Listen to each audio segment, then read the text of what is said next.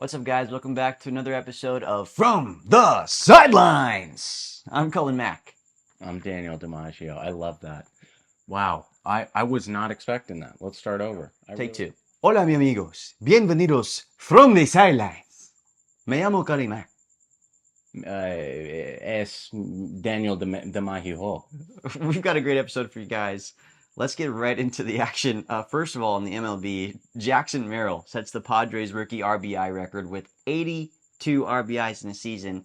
I mean, that's pretty impressive for a rookie, dude. I mean, we just talked about this guy possibly winning Rookie of the Year just a couple weeks ago. Him and Paul Skeens, he's definitely adding to that resume. Yeah. Jackson Merrill does that, and then the next day, Paul Skeens sets the rookie strikeout record for the Pirates organization. So they're really just going band for band, M for M. Moving on from the best pitcher in the MLB, Chris Sale. No, I'm kidding. Paul Skeens. Yeah, I suppose now. Let's go to New York. Not the Mets, not this jersey, but the Yankees. Another team that wears pinstripes, the OG pinstripes. Right. Legendary play-by-play announcer John Sterling is coming out of retirement to call some of their playoff games. This is really exciting for any, sports broadcasting fans out there, such as ourselves. Yeah, he's iconic, and yeah. That's like pulling a Vince Scott. Yeah, that's like pulling a Tom Brady. John Sterling's a legend. He's given the Yanks fans what they want, which is to listen to him instead of Michael Kay. I'm kidding. I'm joking. Sorry, Michael. John Sterling's the GOAT. All right, well, we've got a really fun interview we had this week with our friend Zach Jacobs, former UCR alumni, now in the Cleveland Guardians organization. Check it out. Special guest today, Zach Jacobs from the Lake County Captains. Zach, thank you so much for coming on the show, man. Thank you for having me. Appreciate it. Yeah, we've got a couple questions for you. We'll start off easy. We'll get right into it. Who or what inspired you to get into baseball? Yeah, I would say my dad for sure inspired me. When I was young, we would do a lot of baseball stuff together. I mean, just the memories of being in the backyard and him on a bucket and me throwing to each knee 10 times in a row before we could stop. So I mean, he definitely had a big part of me playing baseball. He put me in other sports like soccer and basketball too to kind of give me the option which one I wanted to play. But baseball was like a for sure, like I'm the best at it. So at baseball rather than the other two sports. So that was an easy choice. I got another question for you. Who was your favorite player growing up? And second part of it, is there a player you like to model your game after nowadays? Right. Growing up, I had a couple guys. I mean, from a position player standpoint, it was Torrey Hunter. I liked how he carried himself on and off the field. It's kind of a wild card, like different guy. Yeah. Yeah, I liked him a lot. He was one of my favorite players on the mound. I was sticking with the Angels, Jared Weaver, kind of a guy that located, had some good off speed, and just kept the guys off balance. Those are my two favorite players growing up. Modeling my game after nowadays, I don't support what this guy did, but Trevor Bauer is a big part of who I modeled my game after. Like I watched a lot of his YouTube videos in college, and it kind of helped me with my off speed production. So yeah, I mean, I can't control what he did, but I definitely modeled my game a little bit after Trevor Bauer. Yeah, hey, look, at least, Bauer's still punching out 19 in the Mexican League, right? Yeah. Hey, all things aside, that guy can shove it. He can. You went to UC Riverside in 2022 until you were drafted, and then you left. I graduated UC Riverside this year. So what was your favorite part about being a UCR Highlander? I definitely had a good time at UCR. And I mean, there's mixed opinions from inside and outside of UCR, but I thought like school wise, everyone was very helpful. I mean, the goal was to be out of there in 4 years and not keep you there any longer. So the school side of things, they were great. I mean, they made it pretty easy for me to be on the field and be in the classroom at the same time. On the field, I have so many memories with the guys. We had such a good connection, and I'll have memories till I die about UCR. And we didn't win a lot of games on the baseball field, but we definitely had fun in the end of it. Punching out 5 against a powerhouse Pac-12 team like UCLA, that must have been a good. Yeah, I was having fun out there, and then I got yanked, I walked off the field because I tore my lat a little bit. But that was I probably might have had more. I mean, 5 is probably a lot for me in college. I didn't really strike out many, but yeah, I partially tore my lat in that game. Yeah, I was trying to stick it out for the guys and throw for my team, but I was like, guys, I'm sorry, I'm hanging here. You didn't think about going the other side, start pitching the other side for that one, tear the other. Just pull out lefty. Just Yeah, start going left. Yeah, right. Didn't think about that. So we covered your college career. My next question for you is, what has been your most memorable moment at the minor league level?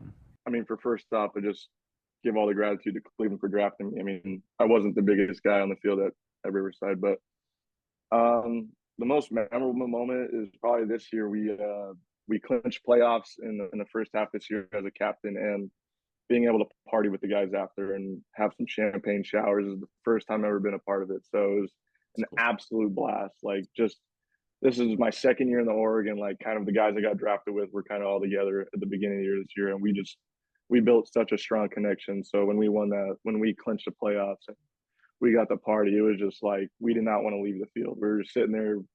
They're like, we don't even have any more beer or champagne to like spray on each other anymore. We're just sitting there like listening to music on the field, partying and stuff. So I'd say that's the most memorable moment for sure. So we're gonna edit some snowboard goggles on you and a champagne bottle in your hand. Gotta do that. I like it. All right. So my next question: we talked about you in college. You tore your lat. I'm not going to call you lat man. Yeah. But you talked about also how you weren't really a strikeout guy. You relied more on your control and your placement of the ball. So my question is, what makes you stand out from the rest of the guys on the diamond? That's a hard question because, especially in pro ball, everyone has their unique ability for why they got drafted and what can get them to the big leagues. But what makes me stand out would probably be my control. I mean, you touched on that. Control is a big part, and I like to be in the zone a lot and throw the ball where I want to. And I do get a little upset when I make mistakes, but I always got to remember at the end of the day, I'm not a robot. So I'd say control is for sure what makes me stand out for sure on the diamond. And you got to consider the umpires aren't robots either. Yeah. Although right.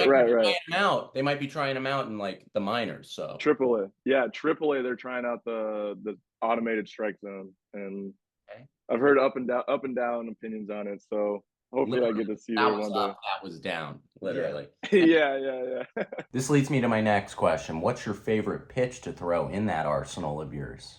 I hope we're not revealing too much to the opponent, the opposite. We're actually scouting for another team. No, you're not. Everyone's got scouting reports, so they know. I mean, my teammates know. I wouldn't say they gave me the nickname, but I would call myself Dev Will for Devin Williams, the closer for the Brewers. What is that? A changeup? Is that a changeup? Yeah, he throws like a power changeup. Mine is nowhere near his, but it's my favorite pitch to throw, and for me it generates a lot of swing and miss. So that's definitely my favorite pitch to throw in the game. I love when athletes do that. You know, Mariano taught his cutter. I hope players are picking up on that. I just love to pick up on Devin Williams. Like, that's awesome. That's awesome. Yeah, Devin Williams' changeup is ridiculous, and if you can do anything to try to replicate that, then that's a good idea. Yeah, I had struggles with that for like ever until I played summer ball in the Cape, and I played with Trevor Hoffman's kid. And he came to a couple games, and I talked to him about how he threw his changeup back in the day because he had a filthy one. And he was just like, dude, just put your grip like this and just throw it like a heater. I promise you'll be fine. So like ever since then, like it's been working well for me. I didn't even have it in college. Like I wish I did. It probably would have been way easier to punch out guys.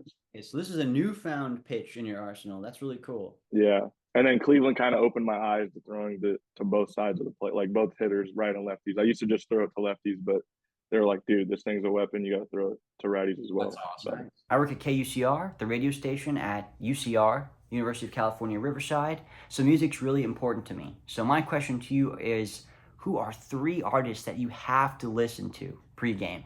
Oh, yeah. I mean, I listen to a wide variety of genres and artists. So, but I definitely go Red Hot Chili Peppers is in there, kind of like start off like building into the rock and stuff. Love the Chili Peppers. I mean, I definitely throw AC/DC in there sometimes. Guns N' Roses is for sure in there, something to get me pumped up.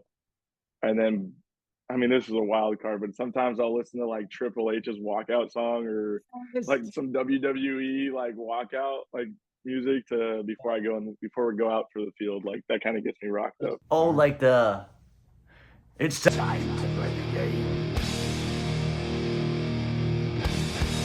Time to play the game. Yeah. Especially that one. That one's a big one. That's sick. Awesome. All right, so we're gonna play a little bit of a game. We've got 3 more questions for you. Daniel is gonna lead the charge on this one. The game we're going to play is who's more influential to the city, Cleveland edition. I'm going to name you 2 athletes. You're going to pick one athlete, and then that athlete's going to stay, and then they're going to go up against another athlete until we reach all the athletes. Does that make sense? Yeah, gotcha. Francisco Lindor or Kyrie Irving. Oh, hopefully not all like this. Francisco Lindor hit that bomb in the playoffs, and then Kyrie Irving's been very good. You hit the I'm shot. gonna stick with Francisco. Yeah, I'm gonna stick with Francisco Lindor because I'm a baseball player. Right. I started hot. It's only going to get hot. Yeah, you started real hot. I was thinking like some low names. Okay, keeping Frankie, Francisco Lindor, or Myles Garrett. Man, Myles Garrett is big for the Browns too. Jesus. I mean, you can't. When has the Browns been in the playoffs last? You got to go with Francisco Lindor again. He's playoff master right there. Oh, okay. All right. Okay, I got one for you. Francisco Lindor or Jose Ramirez. Ooh. Jose Ramirez. That's Okay. yeah. Cleveland. I've been to a couple of Guardians games this year. Every time Jose comes up, dude, the crowd just goes crazy. Yeah. So definitely Jose. Okay. All right. Nice. All right, my next one.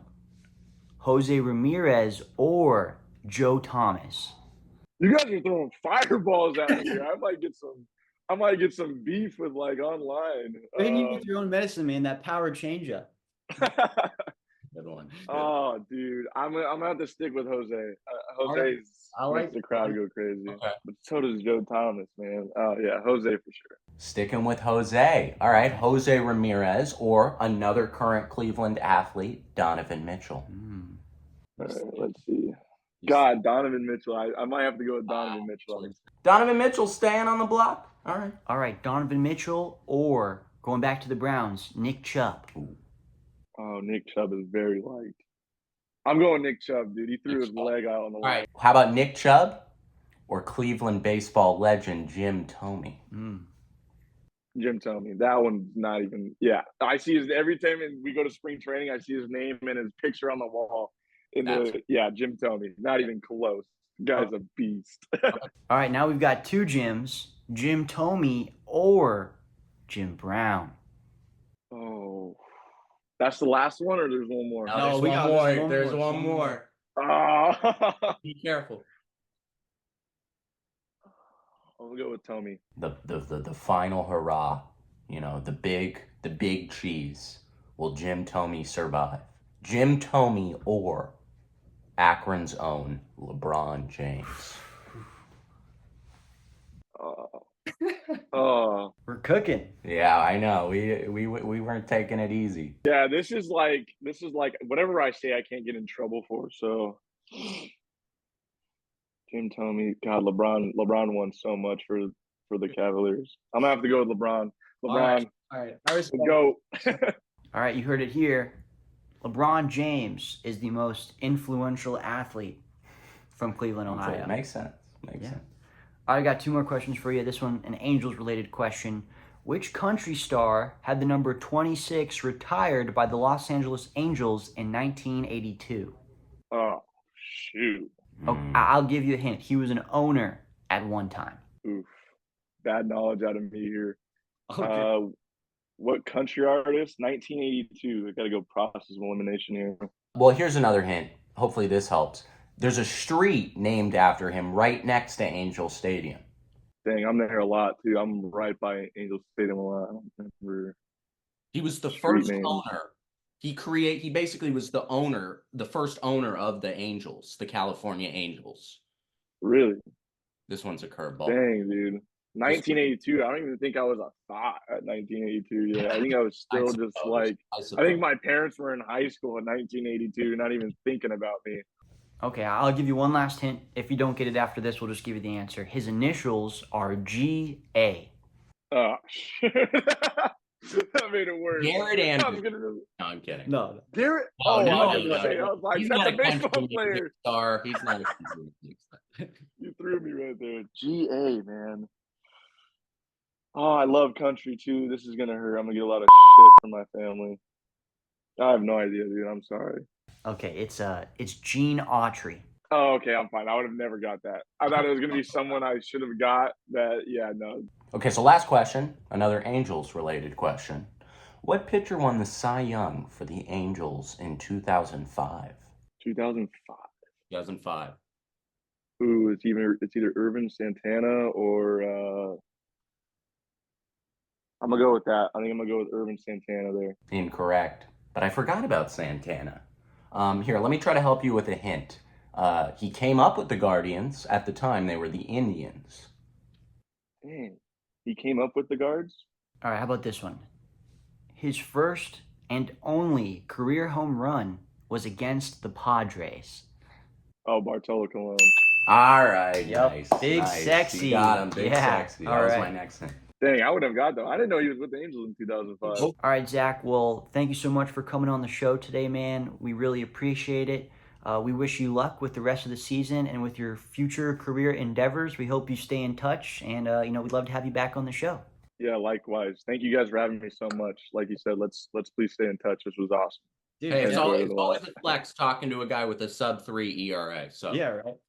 Oh, dang, you jinxed me. I got one more out. no. Knock on the wood over there. No. I take it Knock back. on some I wood. take it back. All right. Zach Jacobs, everybody. Zach Jacobs. That was a great interview. Yeah, he's something else, isn't he? All right, well, moving on to the NFL. It's that time of the year. It is that time of the year. I was in Vegas this weekend losing money. And I was in LA sitting on my couch doing prize picks, losing money. We got to figure this out. We No, didn't have it was intervention. bad. We I didn't have win a intervention. single bet. I won a couple bets, but I think I'm pretty even. Well, anyway. We're sponsored by Prize Picks. That's why we're even talking about this. On July 7th, it was reported that Bills safety DeMar Hamlin was not a lock to make the roster, but he is now listed as the starting safety for the team. Ta-da! And he started week one and made a couple. He made a good couple plays. tackles? Yeah, made a couple tackles. Yeah. Wow. Was I scared that he was on the field? Yes, but he proved to me and he proved to everyone on the Bills team that DeMar is that guy. Throw up the DeMar. Yeah, dude. Throw up the Let DeMar. me throw a heart up Yeah, for DeMar. and a 3. Yeah, baby. The fact that he's still out there is unbelievable. Yeah. Is there someone better for the job? Absolutely. But no, it's still incredible what he's doing. I don't think he should be out there though, for a lot of reasons. I won't get into them. Moving on to left tackle for the San Francisco 49ers, Trent Williams. Oh, that guy. Big dog. And he just returned to practice after getting a new 3-year, $82 million deal. Yeah, that's a nice reason to return to practice. I think so. But he also cites Ricky Pearsall as the reason for his return. So all it took was some guy going to hell and back for him to return. I like it. The other day, Broncos cornerback Hey. Pat Surtain was the richest man in the NFL for a second. For all of about a day. He signed a 4-year, $96 million extension with $77 million guaranteed, making him the highest paid cornerback in NFL history. But there's some dude in Miami that said, hold on, wait a minute. That guy's name is Jalen Ramsey. Once again, the NFL's highest paid corner after signing a 3-year, $72.3 million extension. Oh my God. Bring out the Brinks truck, right? Yeah. Jalen Ramsey, you just got paid. Yeah, and that contract is I'd like that contract. that contract's way better than Surtain. It's not as big as yours and mine for From the Sidelines. No, not obviously. really. Definitely not. We're not supposed to talk about. Oh, I'm sorry. My bad.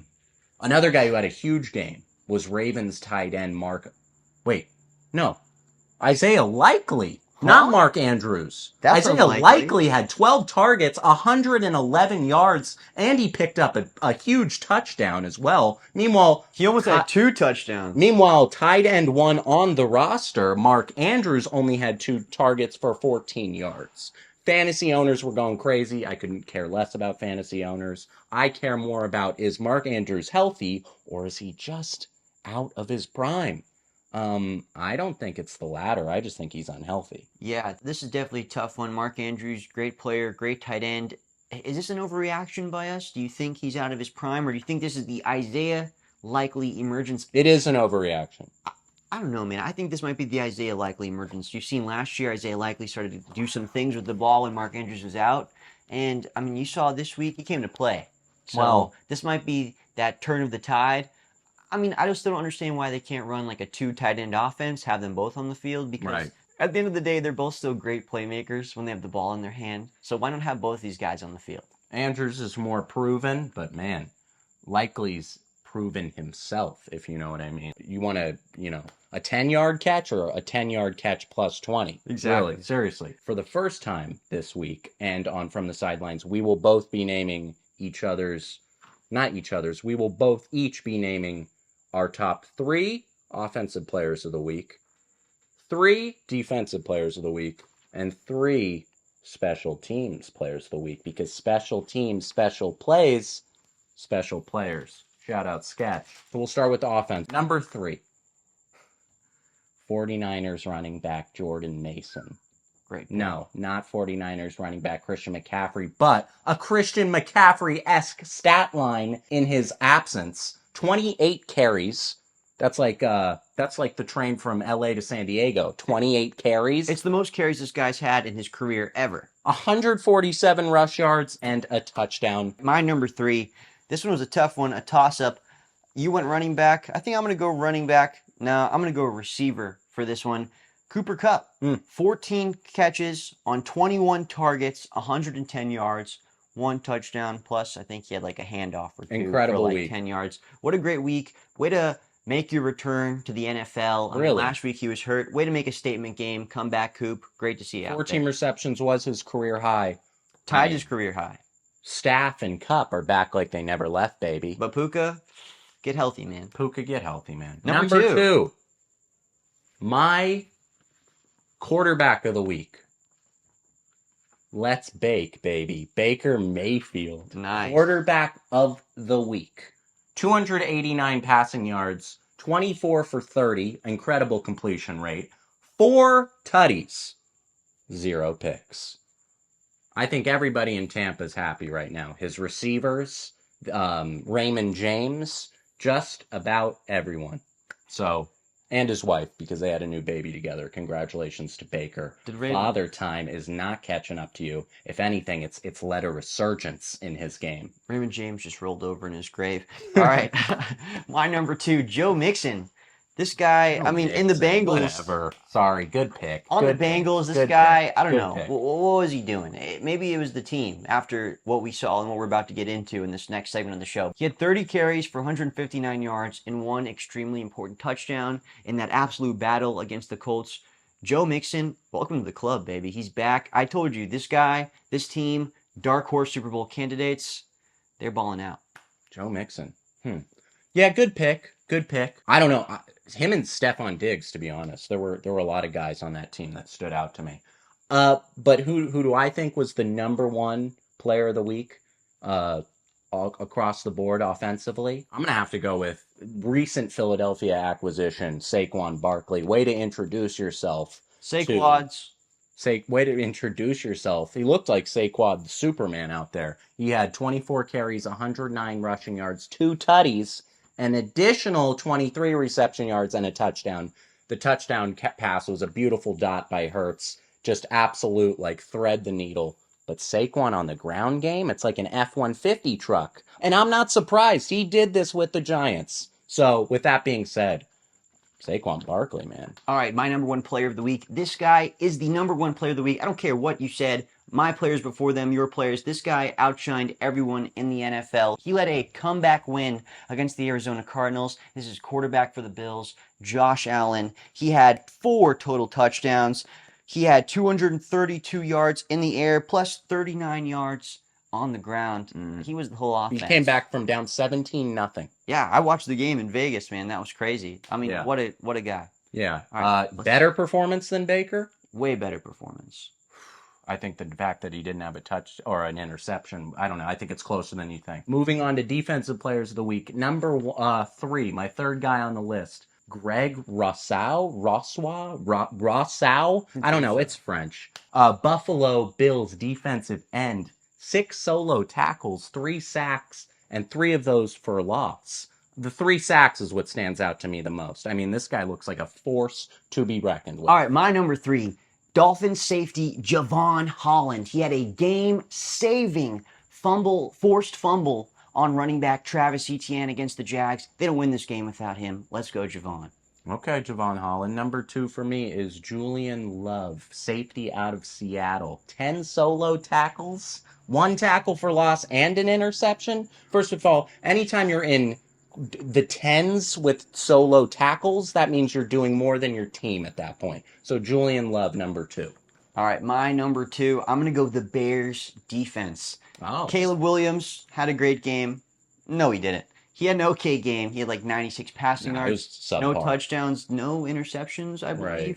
But this defense won the game. They scored all the points. Shout out to Simone Biles' husband, Jonathan Owens. Shout out to Jonathan Owens. You know, he had that blocked punt for a touchdown. They won the game.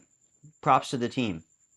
I'm going to give my number 1 guy. I think he was better than the entire Chicago Bears team. No, I don't think he was, but he was my performer of the week.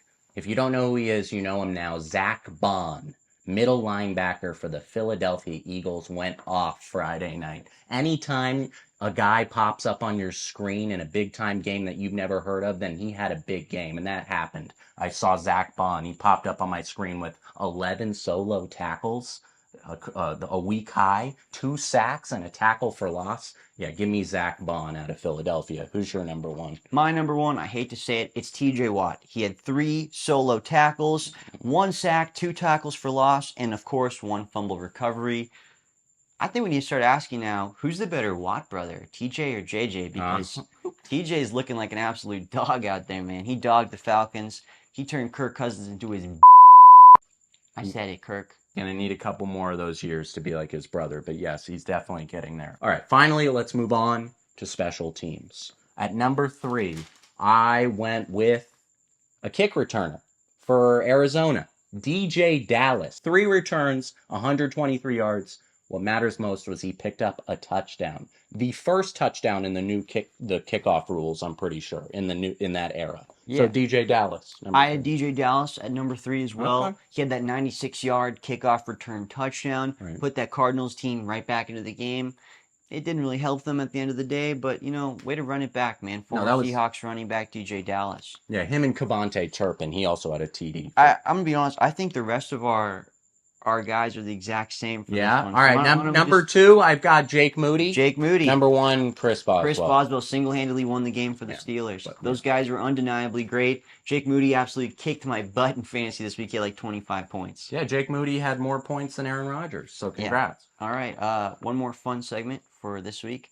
Top 2 fantasy football names. All right, let's do it. Why don't you go first? All right, I'm going to use my own fantasy football name. It's good. It's a good name. If you have Jahmyr Gibbs on your team, hopefully your name is I want my baby back Gibbs. Okay, I like that. I came up with one a couple days ago. There's a couple meanings in it. Jerry had a little lamb. Jerry Jones. Jerry Jones had a little lamb. Jerry had a little lamb. CD Lamb. I like it. All right, well, we're going to stick on the Cowboys then. This last one, great fantasy football name. Shout out to all you Swifties out there. I think you'll really enjoy this one because we are never, ever, ever getting Dak together. All right, good one. Yeah. Anybody ever seen the movie Finding Nemo? Well, how about we just take wide receiver for the 49ers and replace it with Finding Debo. I like that one. Yeah. That's a good one. So there you go. And I made both of those up. I didn't go to the internet. That's all right. Well, that's it for this week. Thank you for watching From the Sidelines. Make sure you follow, like, and subscribe. We got some new, fun, good interviews, videos, stuff going up on the Instagram this week. Hope you guys check it out. I'm Cullen Mac. I'm Daniel DiMaggio. We'll see you guys next week.